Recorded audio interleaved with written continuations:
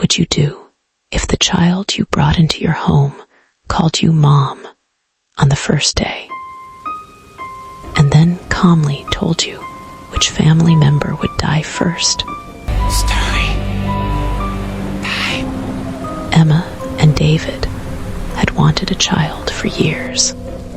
When they finally adopted a 10-year-old boy named Noah, they felt like their lives had changed forever. Noah was quiet, too quiet. He never smiled. He never cried. He never asked for toys or gifts. He simply sat in his room for hours, staring out the window.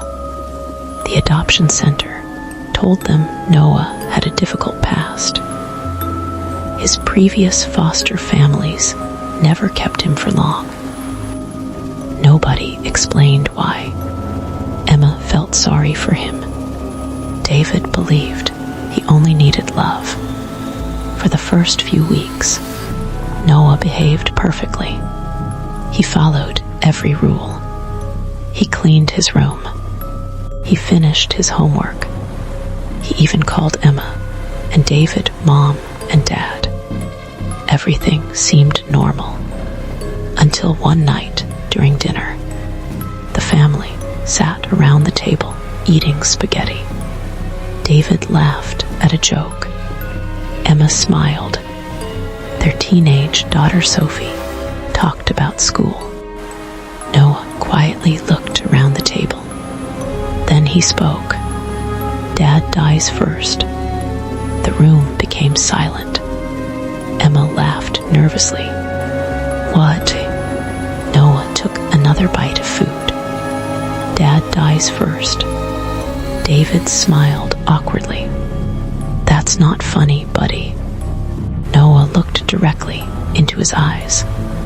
I know. Nobody knew how to respond. The conversation quickly changed, but Emma noticed something strange. Noah wasn't joking. He looked completely serious. 3 days later, David died. A truck crossed into his lane during a rainstorm. Police called it a tragic accident. Emma was devastated. Sophie barely spoke for weeks. Only Noah seemed unaffected. During the funeral, he stood silently beside the grave, watching, waiting, almost as if he expected it. 1 month later, life slowly continued. One evening, Emma sat in the living room with Sophie. The television played quietly in the background. Noah entered the room. He looked at Sophie. Then he said 4 words. You're next after Mom. Emma felt cold. Sophie immediately stood up. Stop saying things like that. Noah said nothing else. He simply walked upstairs. That night, Sophie locked her bedroom door. The next morning, she never came downstairs. Emma found her lying in bed, dead. The doctors blamed a rare heart condition nobody knew she had. Emma couldn't understand. Her daughter had been healthy, happy, alive, and now she was gone. Just like David, just like Noah predicted. Fear entered the house. For the first time, Emma became afraid of her adopted son. She tried convincing herself it was coincidence, nothing more. Yet she couldn't ignore the feeling growing inside her. A week later, she searched through Noah's adoption records. Most of the files were ordinary. Then she discovered something hidden. A list of previous foster families. 5 families. Every family had suffered deaths. A father, a mother, a brother, a sister. Different people, different homes. The only thing connecting them all was Noah.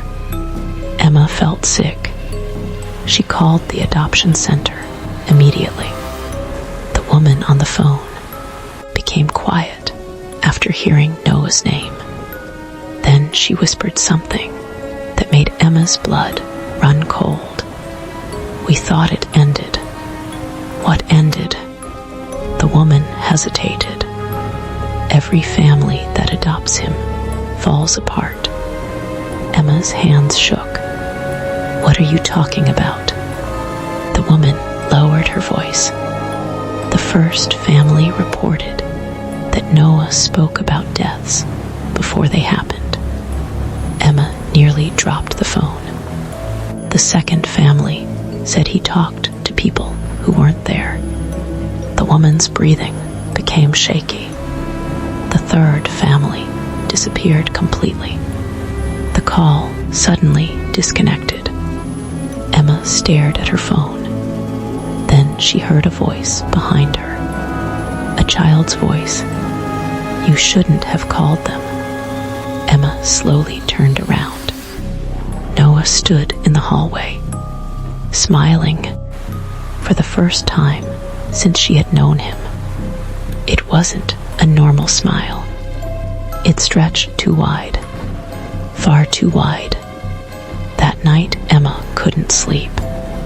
Every sound in the house felt wrong. Every shadow seemed alive. Around 3:13 a.m., she heard footsteps outside her bedroom. Slow, heavy, walking back and forth. Emma grabbed her phone. The footsteps stopped. Silence filled the hallway. Then came a soft knock. Knock, knock, knock. "Noah," she whispered. No answer. Another knock.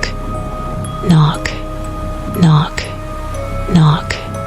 Emma slowly opened the door. The hallway was empty. At the far end stood Noah, facing the wall, motionless, his back turned toward her. "Noah." The boy didn't move. Then he spoke. "They're here." Emma froze. "Who's here?" Noah slowly pointed toward the darkness. "The families." A cold breeze swept through the hallway. Emma suddenly noticed shapes standing behind Noah. Dark figures, tall figures, dozens of them. Men, women, children, all staring at her. Their eyes looked hollow. Their faces looked pale. And every one of them appeared dead. Emma slammed her bedroom door. The house erupted with banging. Walls shook. Windows rattled. Voices whispered from every direction. She locked herself inside until sunrise.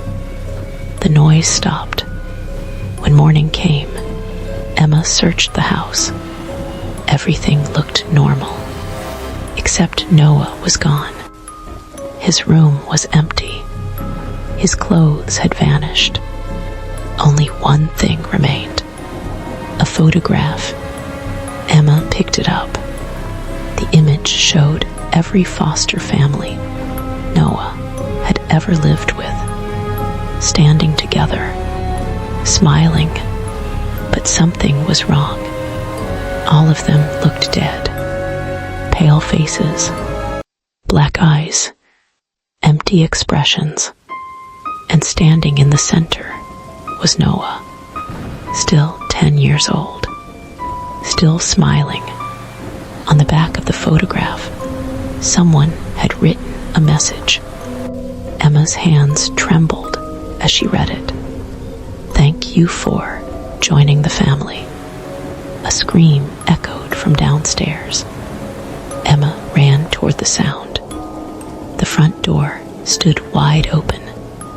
Outside, dozens of people lined the street. Every single one looked exactly like the people in the photograph. Slowly, they turned toward the house. Slowly, they smiled. And standing among them was Noah, watching, waiting, looking for his next family.